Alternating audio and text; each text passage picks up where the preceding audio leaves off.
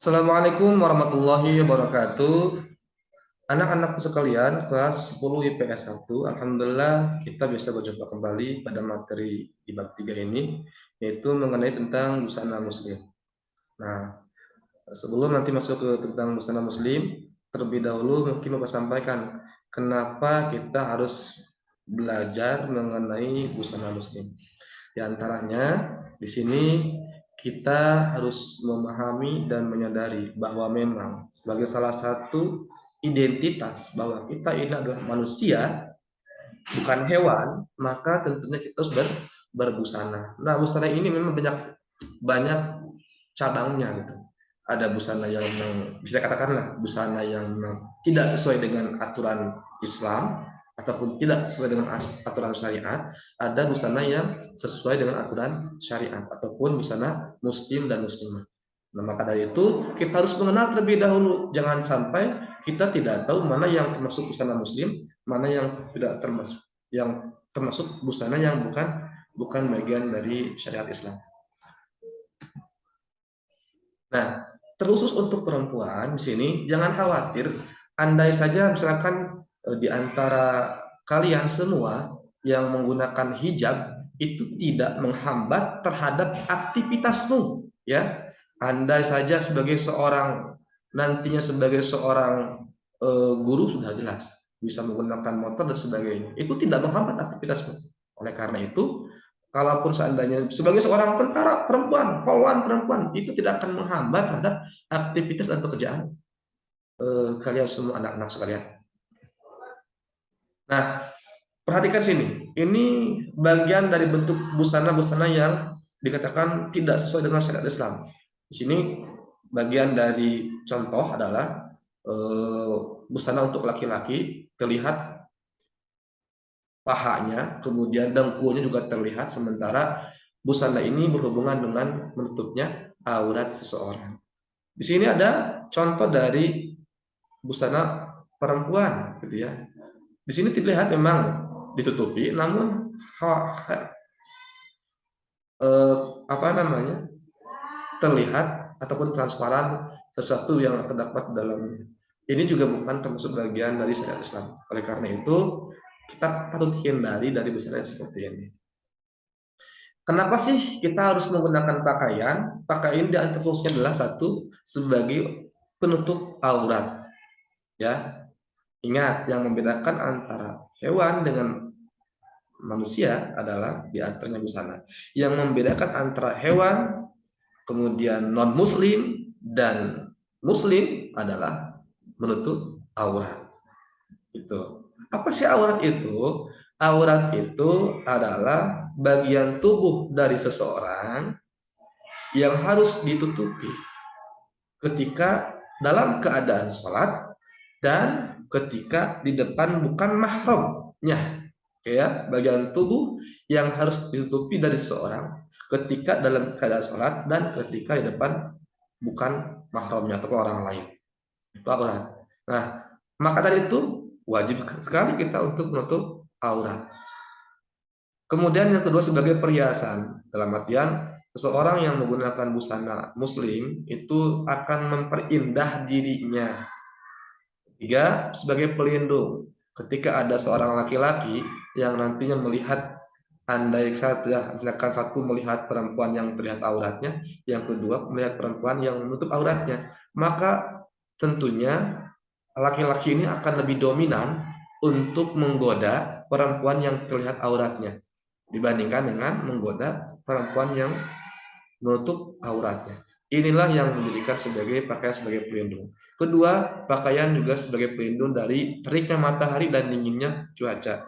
Maka tentunya kita pasti akan menggunakan pakaian dari untuk melindungi dari sengatan matahari dan cuaca yang cukup dingin. Di sini juga diperhatikan bukan bagian dari busana muslim ataupun muslimah, diantaranya adalah dengan menutup aurat tapi lekuk tubuhnya terlihat ataupun menggunakan legging, ya. Ini juga bukan bagian dari busana muslim yang direkomendasikan oleh umat atau oleh syariat Islam. Contoh yang seperti ini, dia menggunakan jilbab, tetapi lekak tubuhnya terlihat, ataupun memang auratnya juga masih terlihat. Ini sesuatu yang tidak baik untuk dilakukan oleh kita sebagai orang-orang muslim dan muslimah. Ini juga sama, ya, menggunakan jilbab tetapi memperlihatkan lekak-lekuk tubuhnya, maka ini tidak direkomendasikan dalam berbusana. Nah, coba perhatikan di sini ada perbandingan antara beberapa dari keyakinan ataupun agama, gitu ya. Ada yang dari Hindu, ada yang dari Kristen, ada yang Muslim dan sebagainya. Maka ini mungkin jadi bahan perbandingan bahwa yang busana Muslim di sini perhatikan cukup rapi dan juga cukup indah terlihat. Nah, ada lagi yang memperlihatkan bagian belakang dari seseorang, baik itu belakang pantatnya ataupun betisnya. Nah, ini juga bukan bagian dari busana yang memang direkomendasikan. Kemudian perhatikan juga, Anda saja seorang pakai kerudung tapi kemudian terlihat misalkan aurat di bawahnya ataupun bagian kakinya, maka ini juga sama, ya, jangan sampai dilakukan demikian. Nah, seperti apa sih bentuk dari busana muslim ini untuk perempuan diantaranya? Nah, ketika menggunakan jilbab maka bentuk kurang lebih seperti ini. Jangan sekali-kali menggunakan jilbab tapi seperti punduk kurma, punduk unta. Bagaimana punduk unta itu? Punduk unta itu seperti ini nih. Ini bagian dari bentuk jilbab yang seperti punduk unta nih, kayak gini. Ya, coba dilihat. Nah, ini seperti ini. Ininya seperti ini. Atau ininya seperti ini. Ini sama seperti ini. Maka ini yang lebih direkomendasikan. Ini tidak baik karena ada larangan dari Rasulullah SAW pada mereka yang menggunakan jilbab seperti punduk unta. Nah, ini direkomendasikan seperti ini dalam hal menggunakan busana terkhusus untuk perempuan. Jadi baik terutama ketika di luar rumah, ya. Kalau dalam rumah nanti akan terbagi ke dalam beberapa macam, ada aurat itu yang memang boleh dilihat oleh mahram, ada juga bagian yang tidak boleh oleh mahram. Nah, siapa sih mahram? Apa sih mahram? Mahram itu adalah orang-orang yang haram untuk dinikahi, ya, oleh kita. Nah, di antaranya ada mahram itu berdasarkan keturunan, ada mahram berdasarkan pernikahan. Nah, di sini saya membuat sebuah bagan, Bapak membuat sebuah bagan, di mana ada mahram yang berdasarkan keturunan siapa, misalkan di antaranya ya, ini dari ke atas ayah ataupun ibu, kakek atau nenek. Kalau seandainya seorang perempuan, saya ini seorang perempuan, berarti ayah adalah mahram kita, kakek adalah mahram kita, paman mahram kita, saudara baik itu adik ataupun kakak mahram kita. Kalau keponakan, anak dari saudara, anak dari kakak, anak dari adik adalah keponakan, adalah bagian dari mahram kita. Siapa lagi? Anak kita, cucu kita adalah mahram kita. Kemudian yang kedua ada mahram berdasarkan pernikahan. Nah, di antaranya mahram berdasarkan pernikahan.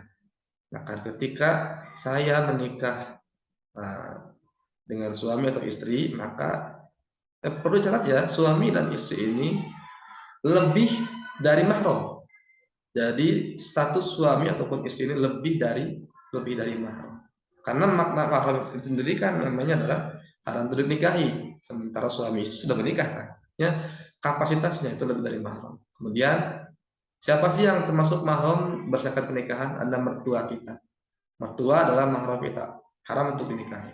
Kakek ataupun nenek dari suami ataupun istri kita, haram untuk dinikahi. Siapa lagi? Menantu, haram untuk dinikahi. Cucu menantu, haram untuk dinikahi. Anak tiri, ketika seorang menikahi ibu yang memang punya anak tiri, maka anak tiri ini haram untuk dinikahi. Ataupun cucu tiri juga sama. Itu diantaranya. Kemudian yang warna merah ini adalah pun yang warna pink inilah contoh dari seseorang yang dikatakan bukan mahram. Siapa itu diantaranya? Bibi ataupun